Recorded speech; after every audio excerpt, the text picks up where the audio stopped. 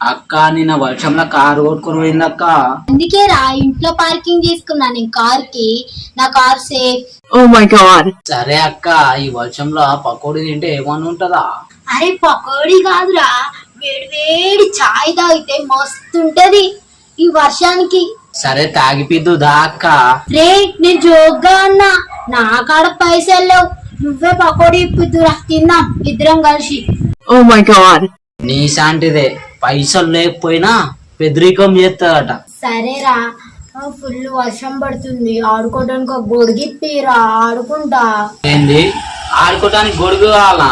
చేతులకి ఇట్లా అడ్డం పెట్టుకుని ఆడుకోపో. వేడి వేడి చికెన్ పకోడీ అన్న ఇప్పిరా. ఏంటిది వేడి వేడి చికెన్ పకోడీ తింటావా? అయితే వేడి వేడి గొగ్గులు తెస్తా, నోట్లో వేసుకో, మంచిగా వేడి ఉంటది. అక్క వర్షాకాలం ఏందక్క, ఎండ కొడుతుంది.